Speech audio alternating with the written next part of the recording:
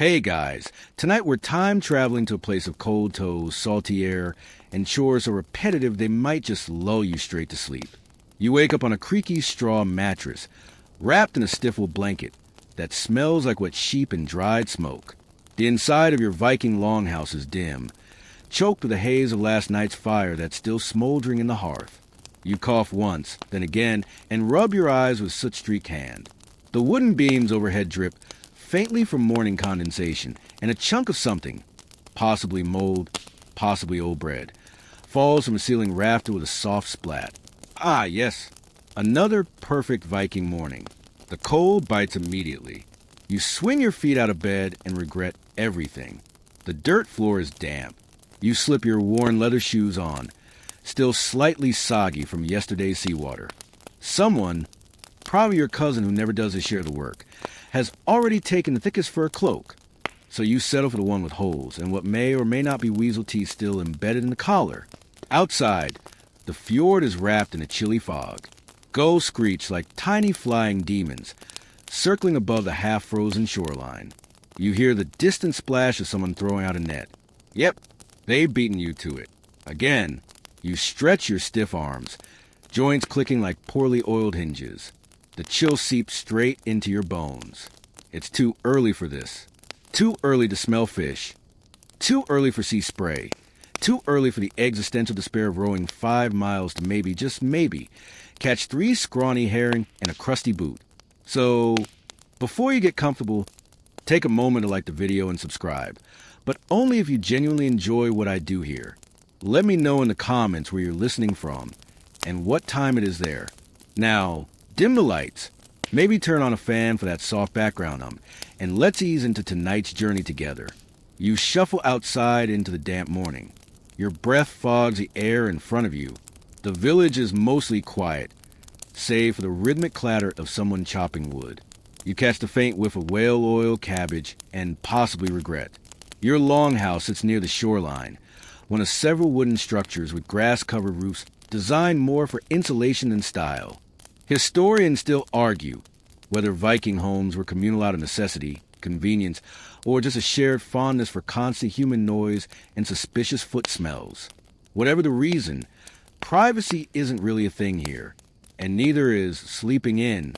You're up because you're expected to be. The fish won't catch themselves. And neither will that goat that's somehow gotten loose again. But that's a problem for later you. Your hands reach instinctively for flint and iron hung beside the hearth.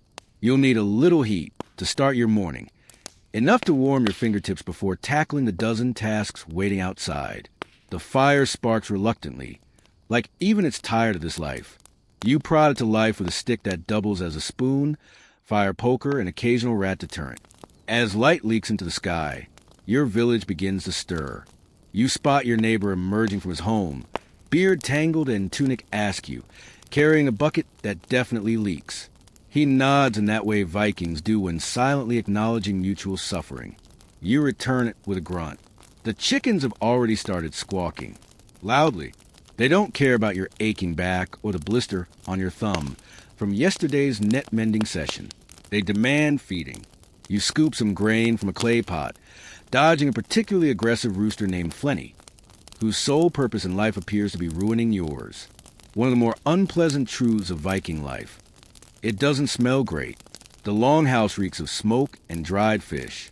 Outside, it's a cocktail of manure, wet wool, and that strange rot near the dock no one has dared investigate since last summer. You check your boat briefly, a narrow wooden thing that's about 2 good waves away from splinters. Its oars lean against the shed where your fishing tools are stored. Nets made of flax or hemp, patched too many times to count. A rust-streaked knife you inherited from your uncle, and a bucket with a hole in it that you've meant to fix since last harvest. Nearby, a child chases a goat with a stick. It's unclear who's winning. Probably the goat. You scratch at your beard. There's something crunchy in it. Hopefully fish scales. Possibly something worse. There's a rhythm to this life. A slow, unrelenting rhythm that's equal parts exhausting and oddly comforting. You do the same things in the same order every day. You wake, feed the animals, prep the gear, row, fish, row back, gut the catch, Preserve the fish, maybe trade. Maybe fix something that's broken, and then collapse in the same scratchy furs until it all starts again. It's like a Viking version of Groundhog Day, except with more sea lice and fewer laughs. Still, there's beauty here, in its own crusty, damp way. The mountains are tall and solemn. The air is sharp and clean, unless the wind is coming from the outhouse. And when the sun finally breaks over the fjord, glinting off the water like molten silver, you do pause. Just for a second. Before you remember you're already late. You trudge back inside for your fishing gear, and as you bend down, something pops in your spine. That can't be good. You choose to ignore it. One last glance at the sky. It looks moody. You mutter a small prayer to Thor, because while he's usually busy with warriors and thunder, you're hoping he occasionally takes pity on small-time fishermen with sore knees and mild goat trauma. You hoist the net over your shoulder, grab your oars, and start the long shuffle toward the shore. The fog is beginning to lift, and the water waits. Cold, still, indifferent. It's going to be another long day. You step carefully across the slick rocks toward the longhouse door again, stomach already growling, as if it hasn't just spent the last 8 hours digesting a supper of half-dried fish and disappointment. The morning routine doesn't exactly include pancakes or coffee. This is the Viking age, not a brunch spot. You duck back inside the smoke-drenched interior, where the hearth has finally begun to warm the room enough to make your nose thaw. Breakfast waits for you in a wooden bowl the size of your own face. Barley gruel. Again, lumpy, lukewarm, and spiked to the faint tang of smoke. There's a chunk of last week's fish floating in it, like a sad surprise. You sit on the edge of a stool that wobbles with passive-aggressive creaks, spooning the mush into your mouth with a hand-carved scoop that still has a little bark on the handle. You chew, slowly, then chew some more. It never really dissolves. It just sort of gives up eventually. Across the room, someone's snoring like they're reenacting a bear attack. That would be Leaf. Leaf never gets up early. He claims it's because he's better at night fishing, but everyone knows he just hates rowing. You glance toward the corner where your gear waits, net, knife, patched up leather sack, and the old fish hook that may or may not be made from a human rib. Historians still argue whether Viking fishermen use bone hooks regularly, or whether that's just a kind of unsettling folklore that tends to stick around. Either way, it catches fish.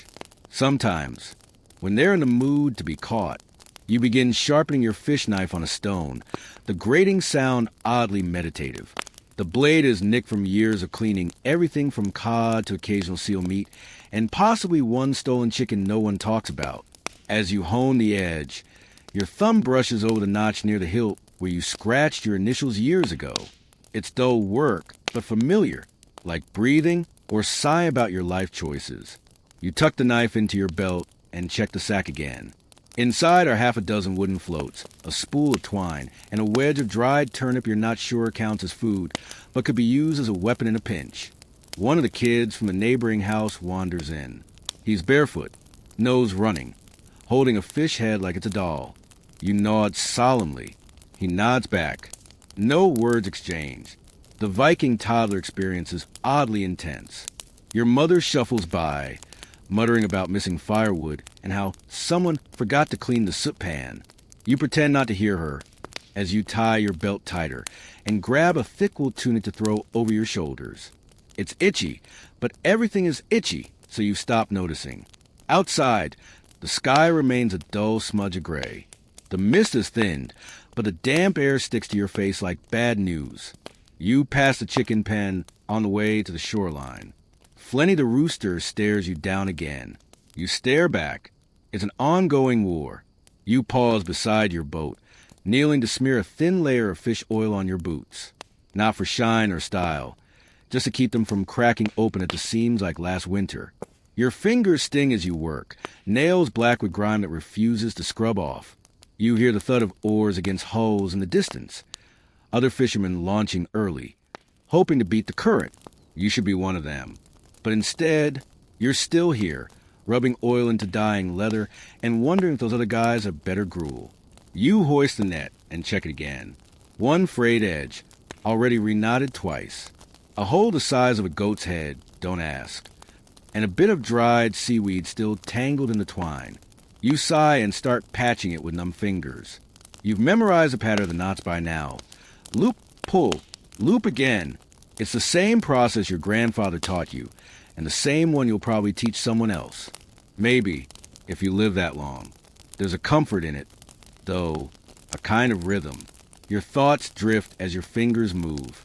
The mind wanders to odd places when doing repetitive chores.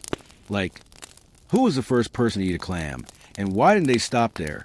Or why does every old Viking boat smell like pickled despair no matter how many times you rinse it? A dog trots by, carrying a shoe that definitely doesn't belong to you. It drops the shoe, then pees on it. You nod approvingly. Classic village moment. You look up to find the sun has crept a little higher, casting a pale light over the fjord. It's time. You dump the patching tools into your sack, grab your oars, and give the net one last tug. Still won't win any awards, but it'll do. Maybe you push the boat toward the water, sliding it down a makeshift ramp made of split logs and hope. The hull scrapes like a dragon with arthritis, groaning the whole way. You grunt. The boat grunts back. Mutual respect. At the last moment, you duck back into the longhouse to grab the horn cup your sister carved for you. It leaks slightly, but only if tilted the wrong way. You sip the last of the watered-down ale. It's warm and mildly suspicious, but it settles your stomach in a way gruel never has. By the time you return to the shore, the tide has pulled out just far enough to make the rocks slimy. You slip a little, catch yourself, pretend you meant to do that. A passing fisherman smirks. You smirk back. Then both of you return pretending this life isn't slowly turning your joints into crunchy gravel. The boat is waiting. The sea is waiting. Your chores, your smells, your blisters, they're all part of the package. Another day, another fish, another dozen things to grumble about. You step into the boat, oars in hand, and settle into the seat with a resigned sigh. The kind of sigh that only comes from someone who knows they're about to row until their arms go numb, for the grand prize of maybe catching dinner, or at least something vaguely edible. You begin to row. The oars dip into the cold fjord water with a sound like wet cloth slapping marble. Not that you've ever slapped marble, but that's what you imagine. The chill seeps through the wood, into your palms, and settles somewhere unpleasant between your shoulder blades. You row in rhythm. Left, right, your breath puffing little clouds into the damp morning air. There's no one to talk to, which is fine. Talking uses energy, and you're already short on that.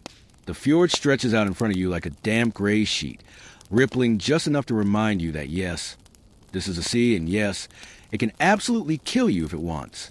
Historians still argue whether Viking fishermen preferred the more protected waters of the fjords or ventured out into the open sea often. You, for one, would rather not find out what the open sea thinks of your tiny, splinter-happy boat. Behind you, the shoreline begins to fade into mist, the mossy cliffs and scraggly trees dissolving like they were never there. Out here, it's just you, your oars, your questionable life choices, and a handful of seabirds that are already plotting to steal your bait. You glance upward at one particularly fat gull, eyeing you with deep judgment. You nod at him. He nods back. It's going to be that kind of day. You reach the deeper part of the water, where you usually fish. The current tugs at the boat in slow, lazy loops, like a bored cat pawing at a toy. You secure the oars, lay them across the side, and begin the process of unrolling the net, careful not to catch it on the splintered edge of the hull. Again, you cast the net, watching it fan out with a wet slap before sinking beneath the surface, bubbles rising like tiny fishy secrets.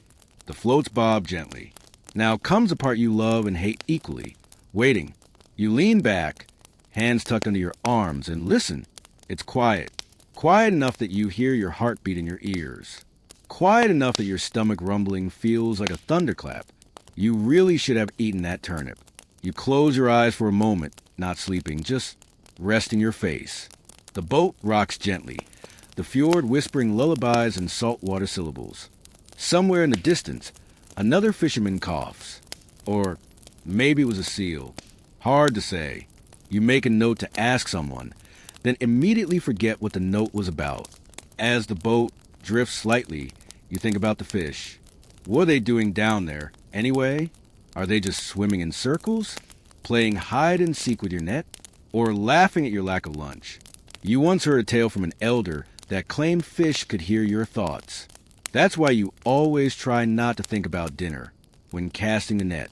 Of course, this is the same elder who swore that seals were just mermaids in disguise and once tried to marry one. So, grain of salt. You peek over the side, watching the float markers bob. Nothing yet.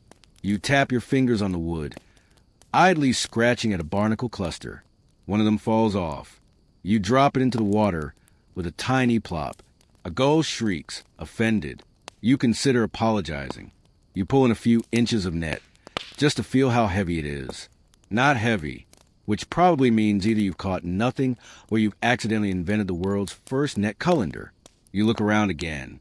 The sun, or at least what passes for it here, has climbed a little higher, casting a pale gold shimmer across the ripples. It's almost pretty. Almost. Except your back is now officially beginning to protest the rowing and the sitting, and probably just existing.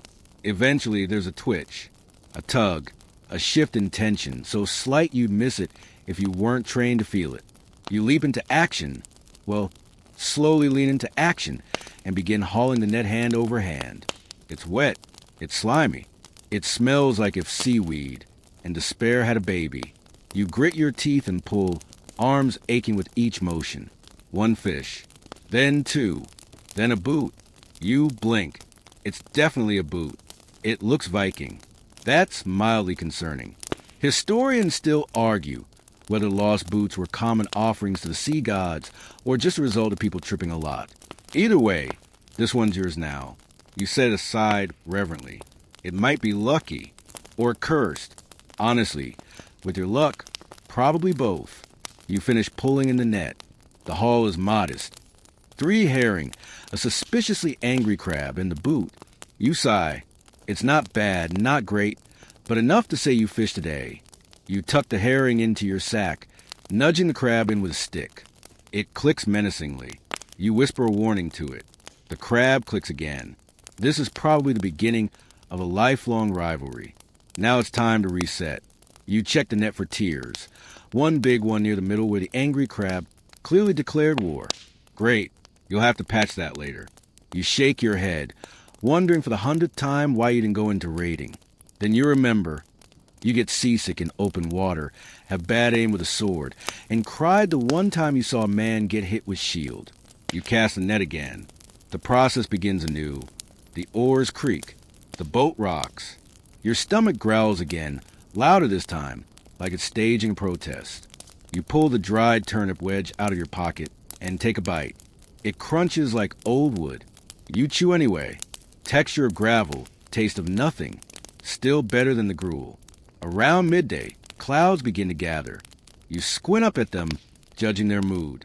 They look grumpy, possibly full of rain, possibly full of more seagulls. Hard to tell. You hope the wind doesn't pick up. You also hope the fish are in a better mood soon, or you're going to have to start eating seaweed again. And you still haven't recovered from the last time. The float bobs again. Another twitch. You haul the net with slightly more enthusiasm. This time, 2 more fish. A decent catch. One even looks fat. You grin. That one's definitely going to be dinner. You hum a tune as you toss them into the sack, something your grandmother used to sing while gutting cod.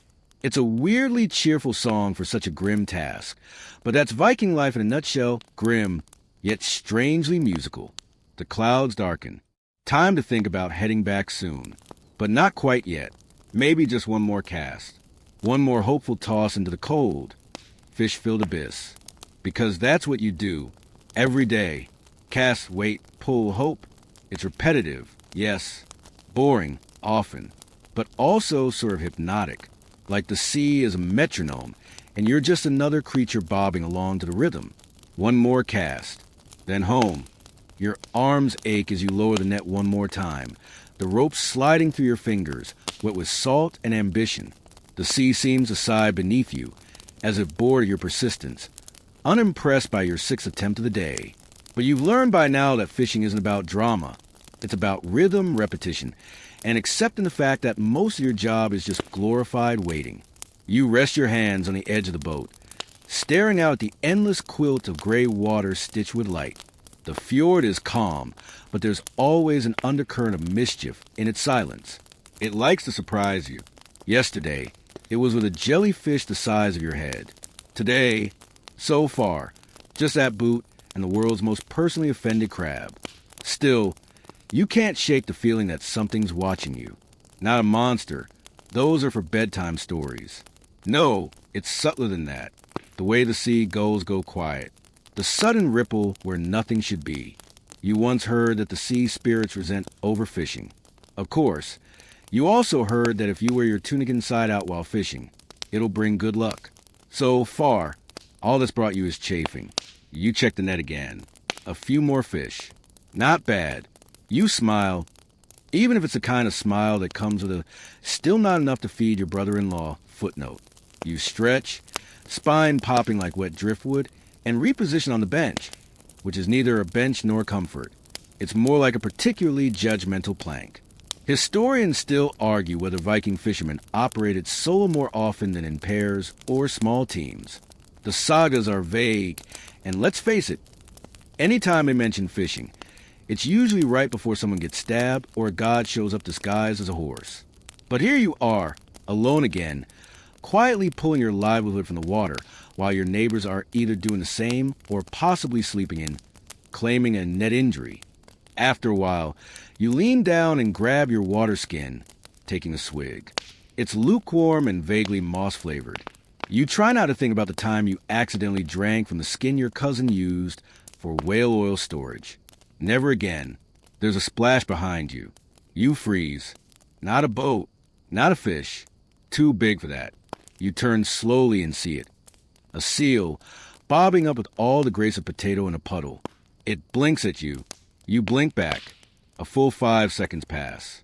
Then it sneezes, dives, and vanishes. You let out a breath you didn't know you were holding. There are tales that seals are souls of drowned fishermen, coming back to check on their descendants. Or maybe it was just a seal. Historians still argue whether Viking communities saw sea mammals as symbols or simply dinner. Depends who you ask and whether they had enough hair in that week. You bring in the net again. This time it's heavier. Encouraging. Your fingers work fast, tugging, pulling, dragging up the weave hand over hand, your knuckles scraping the wood. You get excited. Could be a school of something. Cod, maybe even a rare halibut. Then you see it. Seaweed. A whole mass of it. Long, slimy, tangled like a troll's beard. You stare in disbelief.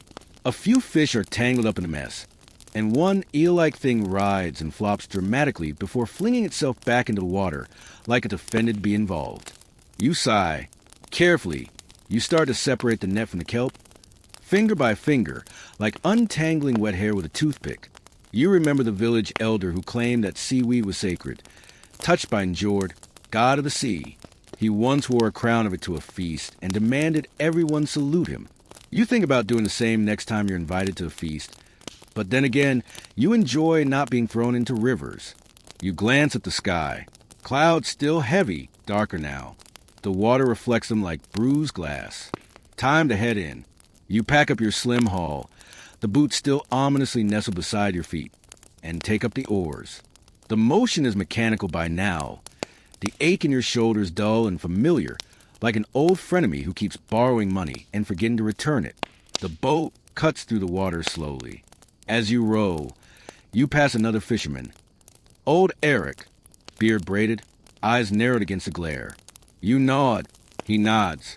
No words, just a subtle mutual understanding that, yes, today was also slightly disappointing and moderately damp. Your village comes into view around the bend. A small smattering of timber and turf, smoke drifting from low chimneys like sleepy exclamations. You recognize the shape of your own longhouse, the sagging roof, the crooked fence, the spot where someone once tried to plant onions and accidentally grew rocks. You beach the boat with a practiced shove, the bows sliding into the gritty sand with a groan. You unload your fish, sack slung over your shoulder, and haul the net across your back like a particularly heavy, fish-scented scarf. The boot you leave behind. You figure if it's magical, it'll find its way home. As you trudge up the shore, a child runs past, shrieking something about a stolen goat. You ignore it. Goats are always getting stolen, or wandering off, or, once, staging a coup in the grain shed. You step over a suspiciously goat-shaped hole in the fence. At the fish shed, you drop your haul into the communal gutting trough with a wet thud. A few other villagers are already there, elbow-deep in scales and innards, chatting in low tones. One tells a joke about a fisherman who tried to flirt with a sea sprite and ended up married to a kelp bush. You laugh politely. You've heard it before. You've heard all the jokes before. You wash your hands in the barrel out back, the water cold enough to make your knuckles whimper. Then it's back to the house, boots squelching slightly, hands chapped, brain already planning dinner, which will involve fish, of course, maybe with some dried root or, if you're lucky, something green that didn't come in insects. It's a quiet walk home, the kind of walk where your thoughts drift into weird places. You wonder if the fish feel victorious when they escape your net. You wonder if the boot was actually yours, lost seasons ago. You wonder if your brother-in-law will finally build that smokehouse or just keep using yours without asking. At your doorstep, you pause. The door creaks as you push it open. Inside, it's dark but familiar. The smell of old wood and salted fish, of ash and wool, and that one goat that still thinks it's a house guest. You sit down heavily, stretching out legs that no longer feel connected to your brain. You stare at your catch. Modest, but yours. Earned one pull at a time. You close your eyes for just a second, just to rest them. You'll get the fish in a moment. Maybe right after you warm your hands.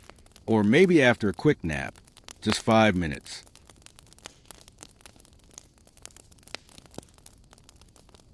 You jolt awake to the sound of someone shouting your name outside.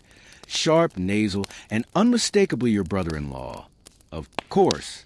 The man has a sixth sense for the exact moment you drift off after a day of rowing and wrangling seaweed. You sigh, rub your eyes, and mentally prepare yourself for a performance of, yes, I'm very happy to lend you the smokehouse. Again, you shuffle to the door and crack it open. There he stands, leaning awkwardly against a lintel as if he's about to propose something deeply unreasonable, which he is. You listen to a ramble about dried herring and needing just a corner of the rack, really, and gnawed through it all. You're too tired to argue and too polite to point out that just a corner always somehow ends in your entire storage filled with his experimental spice blends that make the house smell like sweaty bark. Eventually, he wanders off, and you shut the door with a sigh that's more spiritual than physical. You glance at the fish still in your bucket. Their little glassy eyes seem to mock you. Right. Time to clean them. Again, you grab your knife, the good one, the one with the carved bone handle, and kneel beside the small stone slab near the hearth. The blade glints dully in the firelight as you begin the meditative act of gutting. It's oddly calming, like slicing open little envelopes of ocean secrets. There's a rhythm to it. Slice, scrape, rinse, repeat. You've done this so many times your hands could do it while your brain thinks about other things, like the strange bruise on your shin, or whether that seal from earlier is still out there, judging you. You peel back fish bellies and remove tiny silvery organs with a detached focus of a man who has long since accepted that everything he owns smells permanently of brine. As you work, you hum under your breath, an old tune, something your grandmother sang when she cleaned fish, too. It's not beautiful. It's barely melodic, but it keeps time with your knife strokes. Historians still argue whether these folk tunes carried down through generations were purely practical, used to maintain rhythm, or had ritual undertones. Some believe the hums were meant to appease sea spirits. Others just think Vikings really liked low-effort karaoke. Once the fish are cleaned and laid out neatly like scaly little soldiers, you gather the guts into a woven basket. It's tomorrow's bait or maybe tonight's pig treat, depending on which animal glares at you more persistently when you head outside next. You step out into the late afternoon light. Shadows stretch long across the uneven path. You head toward the compost heap, tossing the inedibles onto the pile. As you pass the goat pen, you feel 20 suspicious little eyes watching you. They know you have something in that basket, and they're preparing to negotiate. Loudly, one of the goats, the black one with expressive eyebrows, gives a bleat that sounds almost judgmental. You toss a scrap over the fence. It catches at midair and chews with smug delight. You don't ask why the goat likes fish guts. You've learned not to question it. Then it's time to clean the tools. You lug your bucket and knife to the water trough, scrubbing with rough sand in an old cloth that's seen better centuries. It's not glamorous, but it beats waking up to the smell of dried fish goo on your knife handle. A neighbor passes by, waving with the same enthusiasm one might offer a tax collector. You wave back, then notice he's holding a perfectly smoked trout. You immediately regret waving. He nods toward the fish and mutters something about extra from yesterday, offering it to you with a lopsided smile. You accept with exaggerated reverence, knowing full well he's just trying to get rid of it before it spoils. But still, free fish is free fish. You bring it inside, wrap it in cloth, and stash it near the hearth to warm. It'll go well with whatever root mash you can manage. Maybe even some onion, if you can stomach the digging required to find one. Dinner prep begins. You gather a few dried turnips from your larder, stomp on a particularly bold spider that's claimed the corner shelf, and set to work chopping, stirring, and occasionally blowing ash out of your face. The hearth belches smoke in that charming way it always does when you forget to open the back flue. You crack the window, which immediately lets in a breeze that makes your toes reconsider their loyalty to your feet. You place the pot on the coals and watch it bubble slowly, releasing the faint aroma of something that might, with enough salt, taste like food. The trout joins the party last, flaking easily, buttery soft, and just this side of smoked or forgotten the rafters. You eat slowly, savoring every bite. Not because it's amazing, it's not, but because it's warm and quiet, and no one is asking you to share. You lean back against the wall, bowl empty, belly full enough, and stare at the flickering shadows a fire casts on the thatched ceiling. Your mind drifts. You remember your first fishing trip, how you got entangled in the net and nearly fallen out of the boat trying to look brave. Your father laughed until he cried, then pulled you out by the back of your tunic like a soggy kitten. He told you, if the sea doesn't kill you young, it'll give you back pain instead. So far, he's been right on both counts. Historians still argue whether Viking fathers were as involved in teaching practical skills as the sagas imply. Some scholars suggest mothers held more knowledge than they were credited for, especially in coastal communities where division of labor was more about necessity than gender politics. But either way, someone taught you how to fish, and you're still here, mostly in one piece. You get up to clean your bowl and knife again, because even laziness has limits when mold is a possibility. Then you bank the fire low, pull your cloak tight around your shoulders, and settle onto your straw bed in the corner. It crackles slightly under your weight, the smell of fish and hearth smoke lulling you into a haze. You stare at the ceiling a while longer, letting your thoughts drift like your boat on a windless morning. You think about nets and seals, and whether your brother-in-law ever plans to move out of that borrowed shed. Eventually, your eyes grow heavy, your limbs soften. The silence of the longhouse wraps around you like a blanket. Outside, the wind hums low through the eaves, almost like the tune you'd hummed while gutting fish. And then, just as sleep begins to pull at your mind, you remember you forgot to bring the net inside. Again, you drag yourself out of the warmth with a sort of full-body groan, usually reserved for people 3 decades older than you. The fire is mostly embers now, casting a soft red glow that makes everything look vaguely ominous. You wrap your cloak tighter, grab a lantern, and step out into the chilly air. The smell hits first. Damp earth, distant sea, and the unmistakable perfume of something rotting in the compost heap. You mutter to yourself, shuffle toward the shore where you left your net stretched out to dry. A thin mist coils along the ground, turning every stump into a potential troll, and every bush into something that definitely wasn't that size this morning. You find the net right where you left it, tangled and damp and curled up like a sulking snake. You should have known better. The dew has soaked it through, and you'll have to wring it out before hanging it again.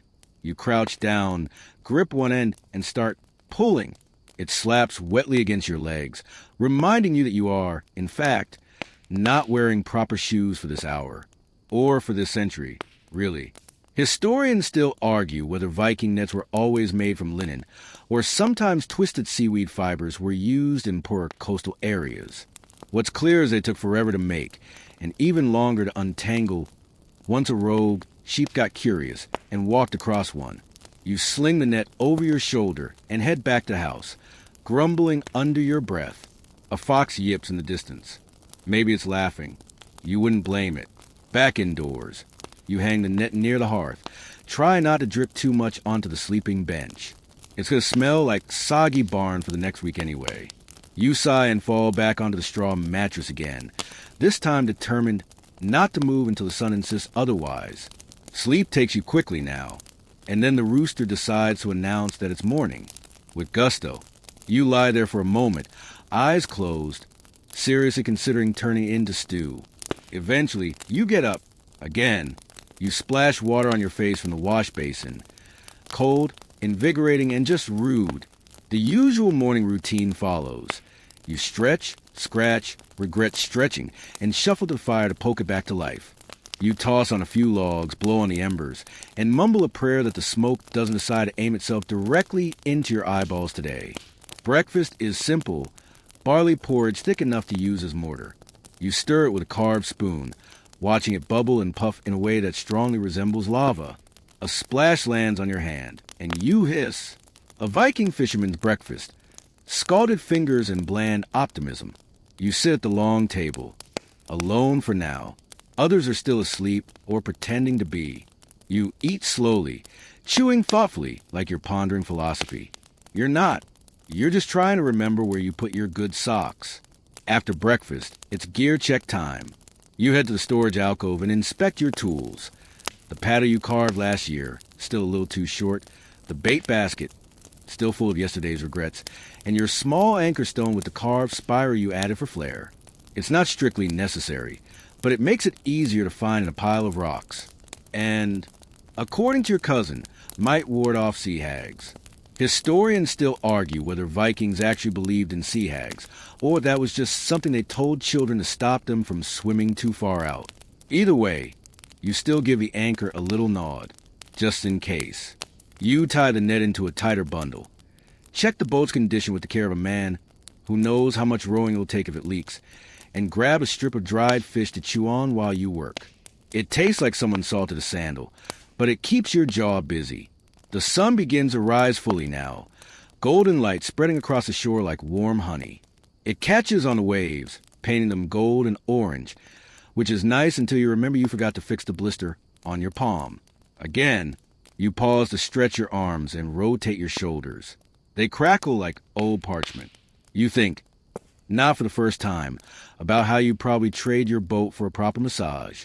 Your neighbor passes again, this time carrying a bucket of pickled onions.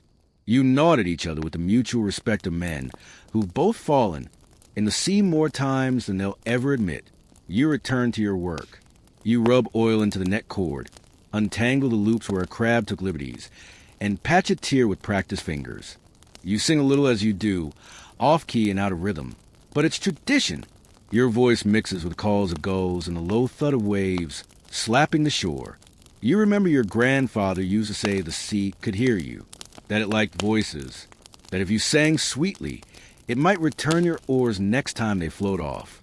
Historians still argue whether Viking songs sung while mending were meant for communication, timing, or magic, or maybe it was just boredom in melody form.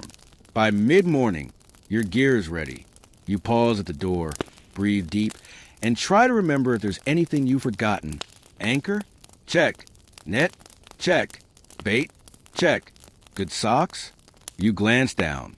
Mismatched, damp, and slightly crunchy. Clothes enough. You step outside, walking toward the moored boat that bobs gently in the shallow tide. The water is calm today, the kind of calm that feels like a favor. The sky is streaked with feathery clouds, and the breeze is gentle, just enough to move the hair from your eyes.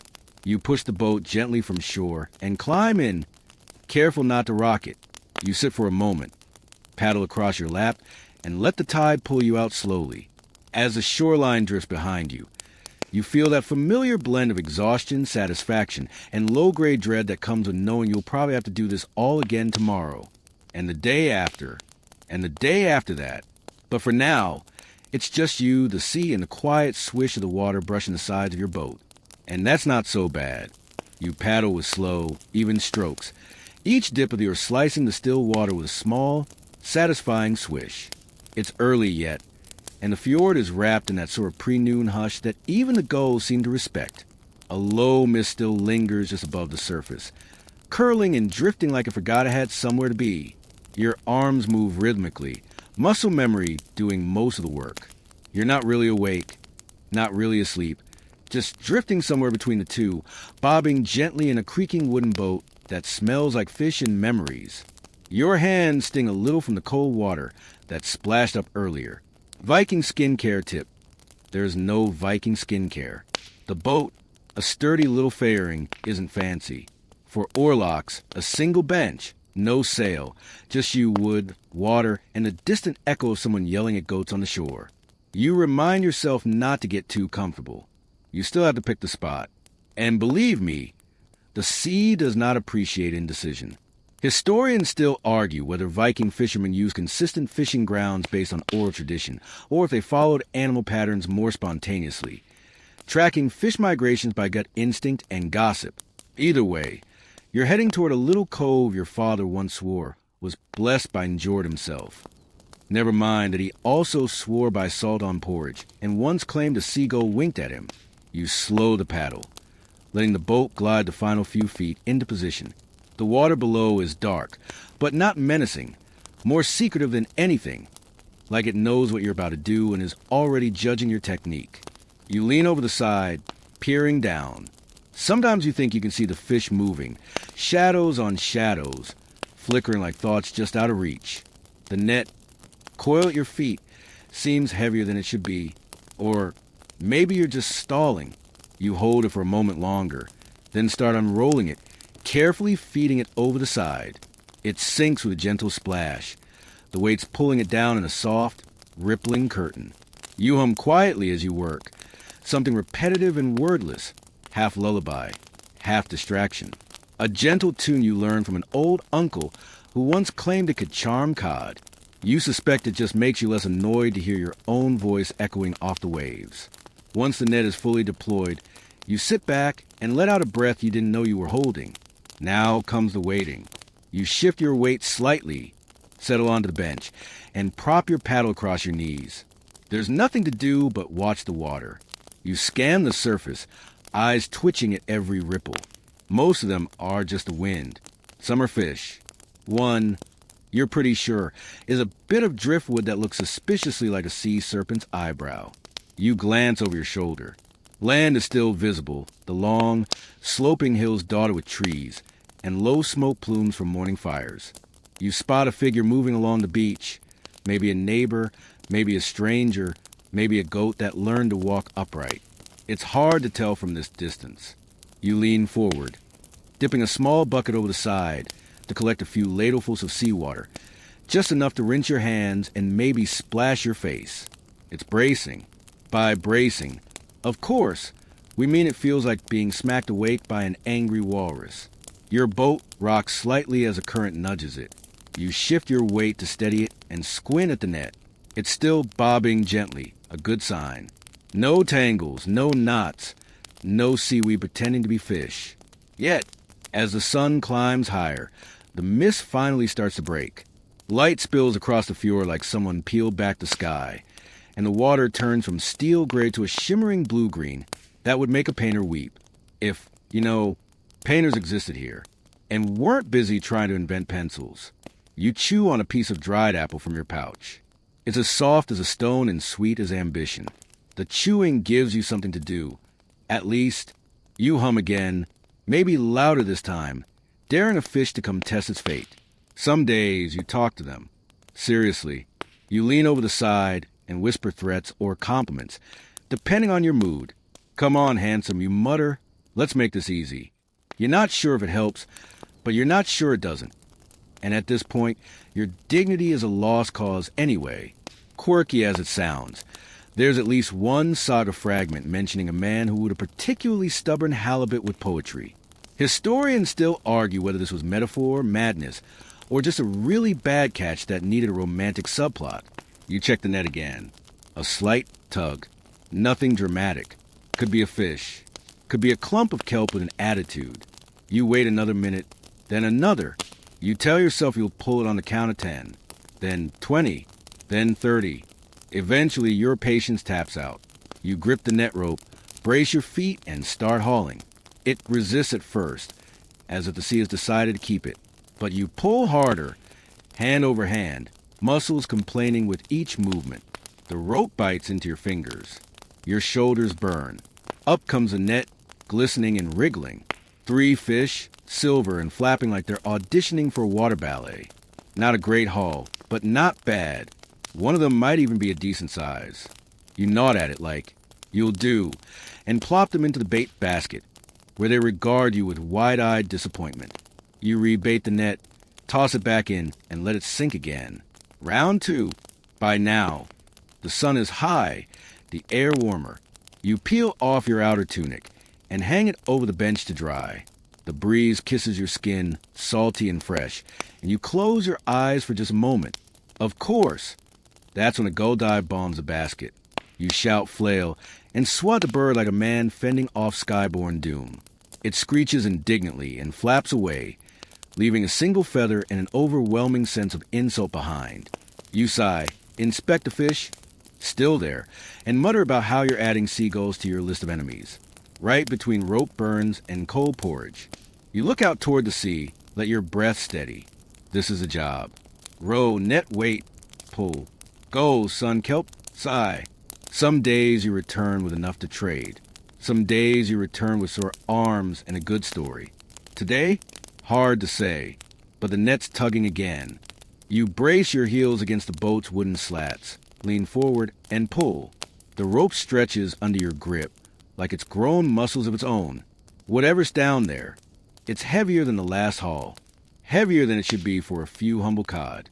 You grunt, not quite heroically. This is the part where your back reminds you that you're not as young as you pretend to be.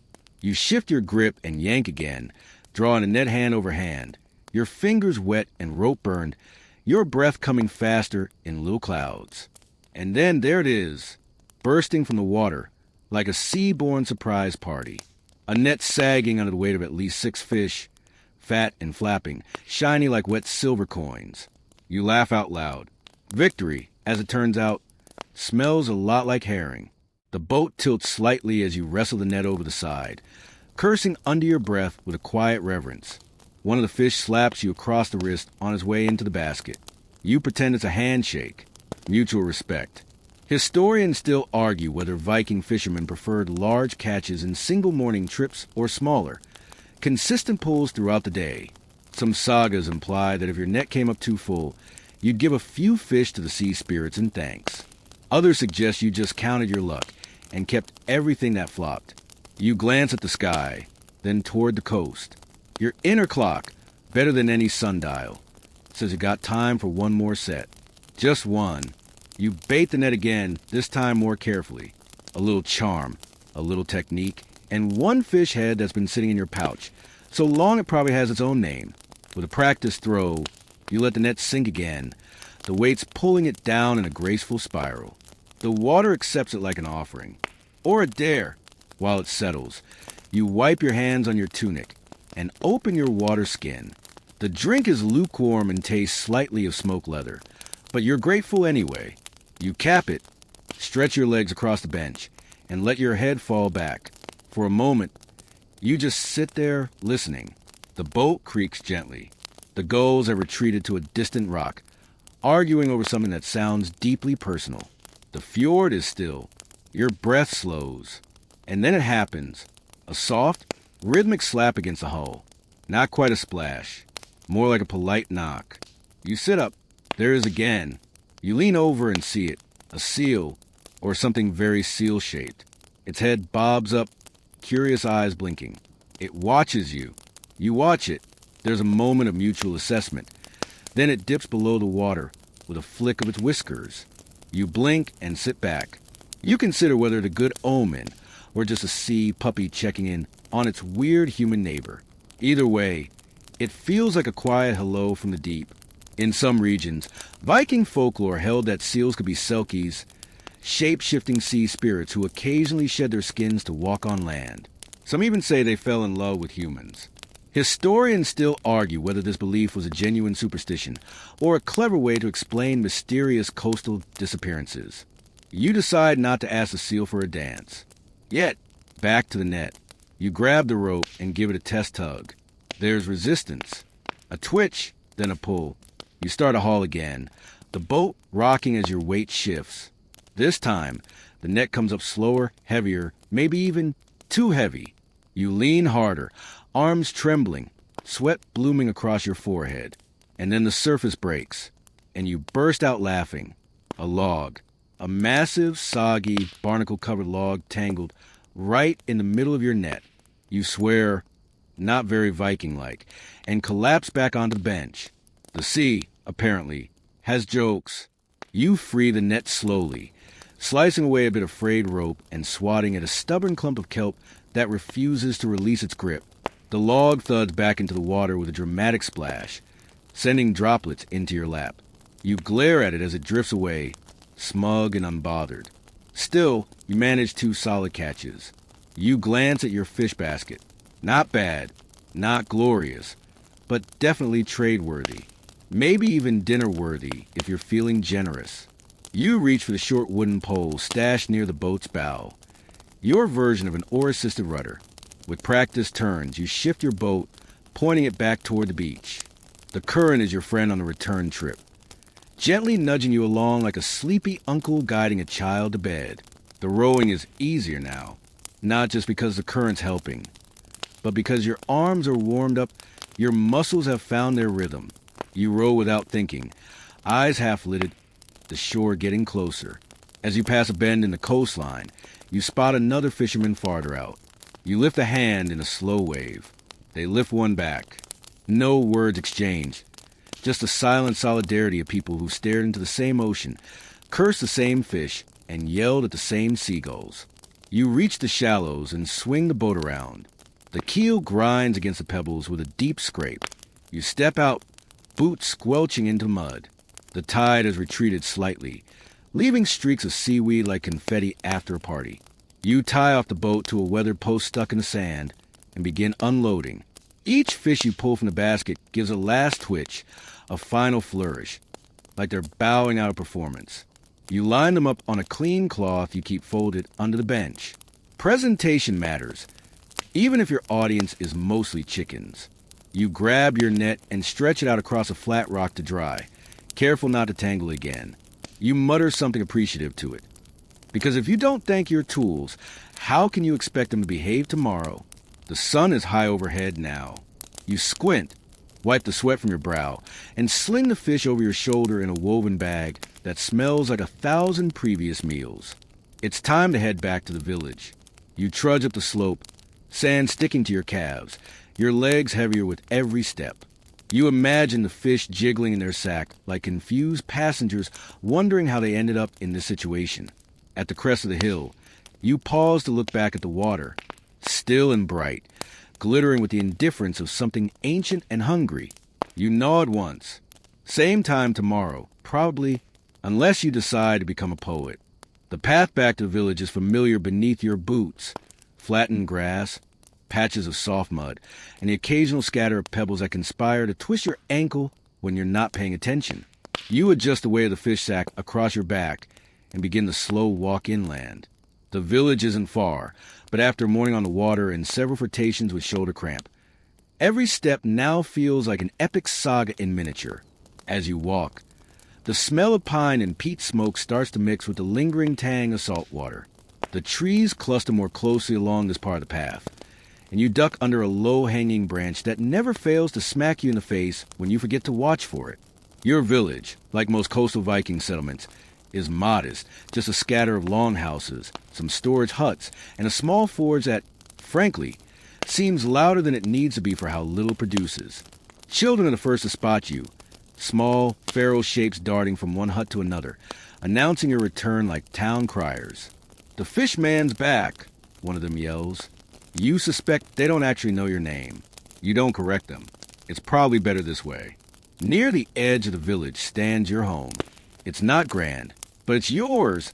A long house with a sagging thatch roof and a driftwood door that sticks when it rains. You build it yourself, mostly straight and mostly still standing. As you reach it, you drop the fish sack just outside and stretch until your spine makes a sound that probably voids your warranty. You take a moment to breathe. The air is different here, still tinged with sea, but overlaid with the sense of damp wool, old stew, and faintly singed beard hair from the neighbor's unfortunate brush with his own fire pit. Historians still argue whether Viking villages shared food collectively or bartered directly between households. Your own experience is a little of both. Some days, you trade cod for cheese or eels for onions. Other times, you just leave a fish on someone's step and hope they remember it was you when the goat finally gives birth and they've got extra milk. You bring your catch into the house. Inside, the longhouse is dim, the light filtering through thin slits along the top of the walls.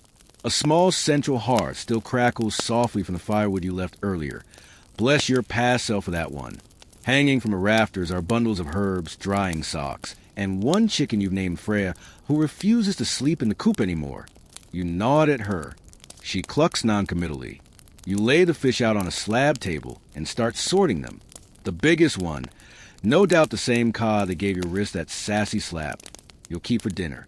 The rest are destined for trade. You clean them with quick practice strokes of your knife, scraping scales that shimmer like tiny mirrors into a wooden bowl. It's quiet work, rhythmic, the kind of thing that lets your mind drift. You wonder how your cousin up in Hedeby is doing. Probably richer. Probably smells better. Then again, he did fall off a roof last summer while chasing his goat, so you're still ahead in the dignity race. You wrap the clean fish in brine soak cloth and tuck them into a separate basket. Then comes the part you never look forward to, scraping out the guts. Not for the squeamish, but it's got to be done. And hey, the chickens love it. Freya hops down with alarming speed and starts pecking around your feet like she's clocked in for a shift. Here's your quirky tidbit. In some Norse households, particularly along the Norwegian coast, fish guts weren't just tossed. They were fermented and used in everything from bait to bizarrely strong liquor. Historians still argue whether this was a practical solution to waste or just a cry for help from people who didn't have enough mead.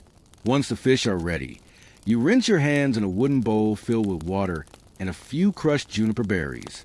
They're meant to cut the smell, though your fingers still carry that faint scent of ocean surprise. You wipe them on your apron and decide it's time for the next essential task, trading.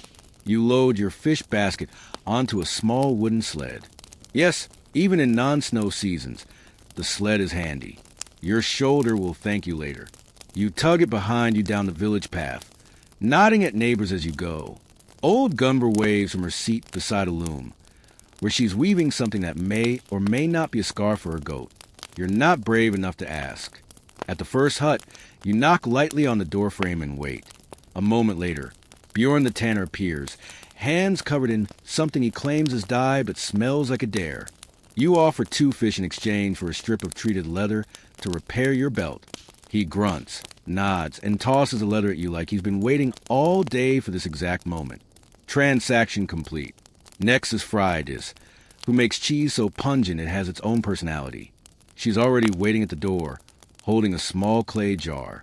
You pass her a decent herring, and she hands over the jar like it's radioactive. Don't open it indoors, she warns. You nod gravely. You learned that lesson last week. You make your way through the rest of the village, bartering fish for eggs, oats, and one very tired-looking carrot. Your sled gets lighter as your pouch gets fuller.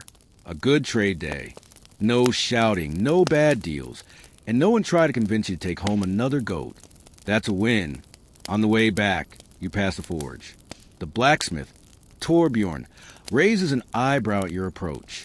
You raise one back. Neither of you speaks. This is a ritual now.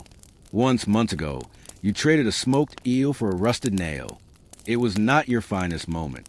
You keep walking. You reach your longhouse again just as the sun tilts toward late afternoon.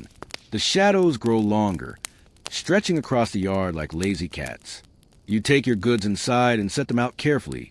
Cheese jar in one corner, oats into a wooden bin, carrot into your mouth. It's crunchy, slightly bitter, and tastes like perseverance.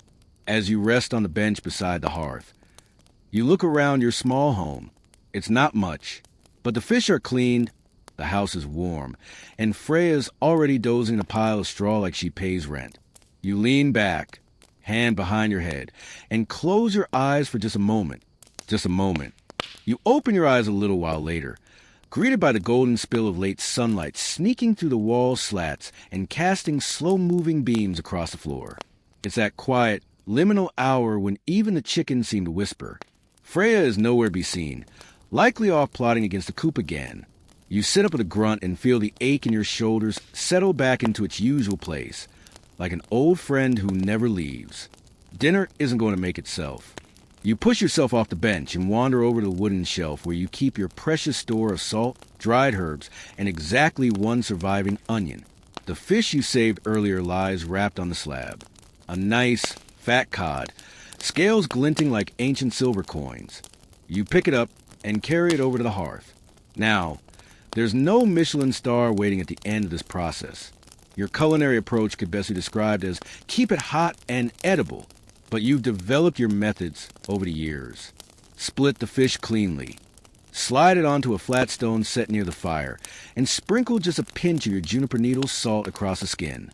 That salt took weeks to collect, drying by the fire in a crack bowl, while Freya kept trying to dust bathe in it. You had a few dried leek strands and a dash of your secret weapon, sour whey from Frady's demon cheese. It adds tang, possibly danger.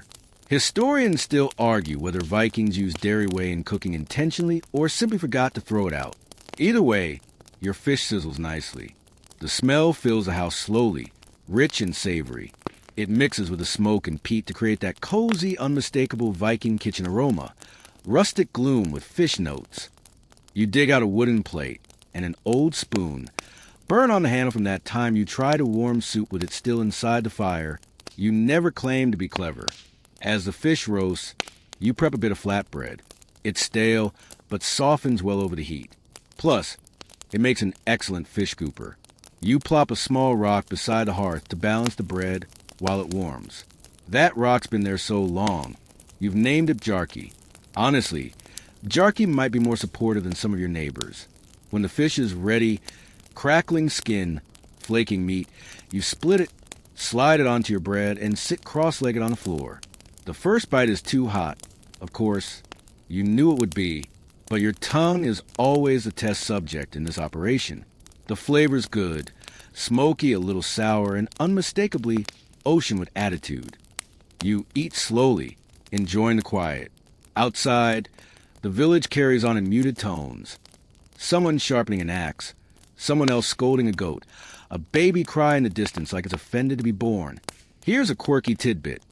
Some Norse sagas mention a dish made of boiled seal flippers, described as chewy and strong in scent.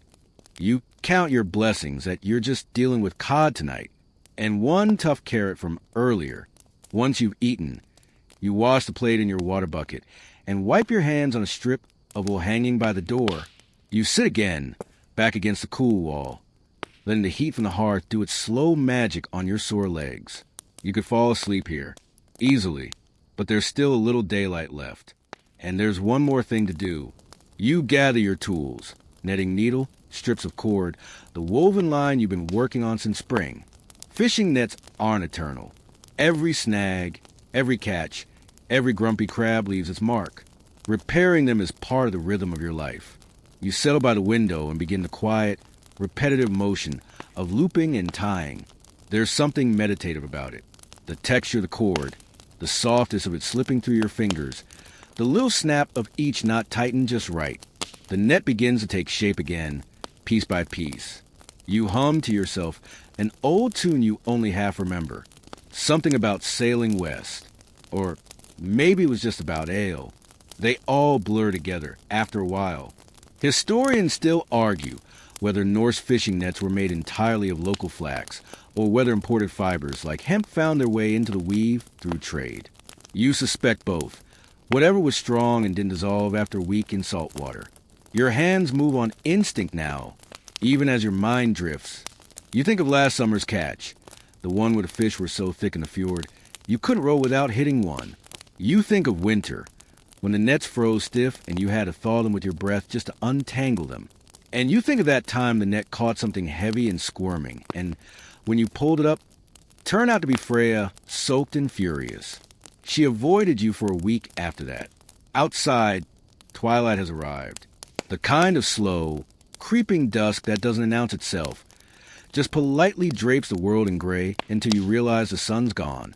You stand, stretch again, and hang the net to dry near the fire. It's not perfect, but it'll hold.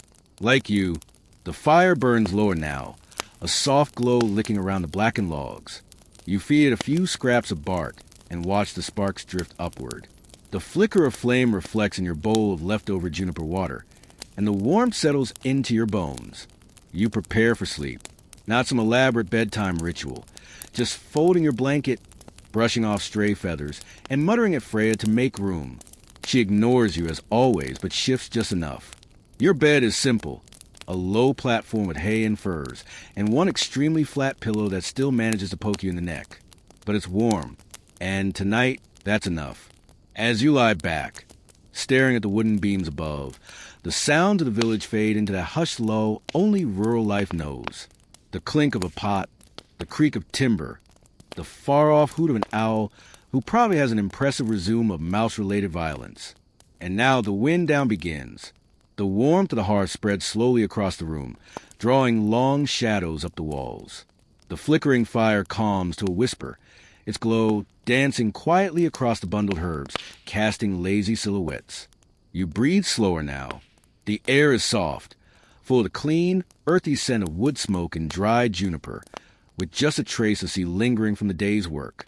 Outside, the sky deepens into velvet blue, and the stars begin their quiet march. A breeze slips through the roof slats, gentle and cool, brushing your face like a lullaby. The world narrows to the warmth of your furs. The creak of wood as it settles, the rhythmic breath of the sleeping chicken beside you. Everything important is here, and everything loud has faded away. You pull the blanket up to your chin. Your eyes grow heavier with each flicker of the fire, each hush of the breeze, each small sound of life continuing around you. Tomorrow will bring more fish, more trades, more chores, but none of that matters now. Right now, you are safe, you are warm, and you are exactly where you need to be.